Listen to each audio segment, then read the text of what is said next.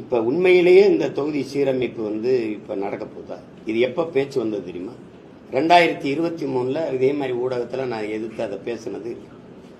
அதை விட முக்கியமா இருந்தது இருக்குது. எல்லா மாநில முதல்வரையும் சந்திச்சு செஞ்சிருக்க வேண்டியது. நீட்டுக்கு எத்தனை குழந்தைகள் நம்ம மாநிலத்தில் செத்துருக்காங்க அப்ப பேசல.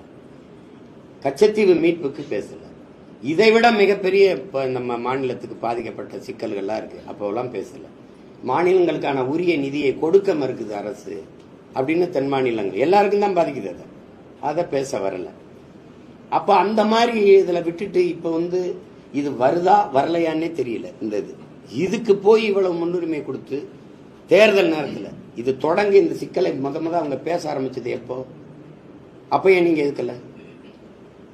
40 உறுப்பினரை வச்சிருக்கீங்க. நாடாளுமன்றத்தில் இது பற்றி விவாதம் வரும்போது கடுமையை எதிர்த்து அதை தகர்க்கணும், அந்த கருத்தை சிதைக்கணும், அதை எதிர்த்து சண்டை பண்ணணும். அதை விட்டுவிட்டு இங்க இதை திசை திருப்புறது இருக்கு. நீங்க மும்மொழிக்கு எதிர்ன்னு பேசுறீங்க.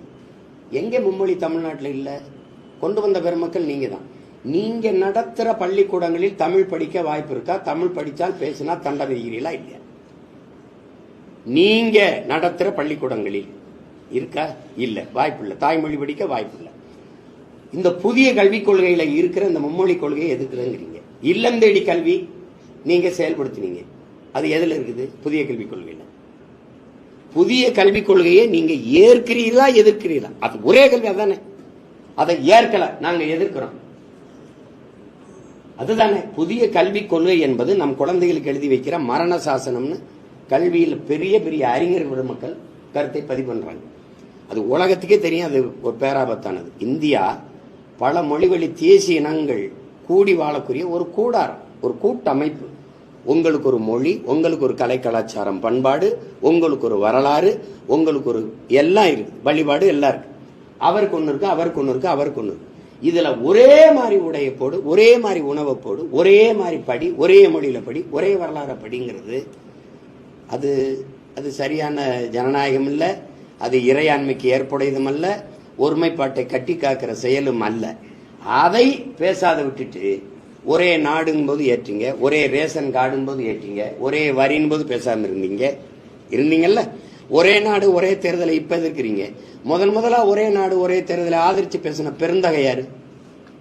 யாராவது சொல்லுங்க, நினைவில் இருக்கா? ஐயா, இவருடைய அப்பா ஐயா கருணாநிதி அவர்கள் பேசினதுதான். நாட்டினுடைய செலவை குறைக்க அன்றைக்கு பொதுக்குழுவிலே கூடி அன்றைக்கு பிரதமராக இருந்த அவையார் ஜெயலலிதா இந்திரா காந்தி ஒரு இடத்திலே அப்படின்னு இருக்க வேணா நான் வலைவெளியில் அனுப்புறேன். தேவைன்னா ஒண்ணு பேசுறீங்க. கச்சத்தீவை எடுத்து கொடுக்கும் போது எதிர்த்து சண்டை போட்ட ஒரே ஒருத்தன் என் தாத்தா முகேத்தவர் மட்டும்தான்.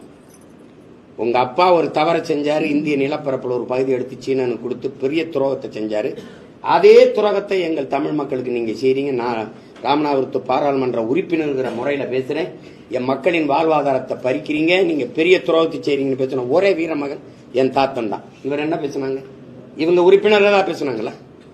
கொடுக்கும்போது கைகிட்டு இருந்துட்டு சுப்பிரமணிய சாமி இன்னும் குற்றச்சாட்டை வைக்கிறாரு.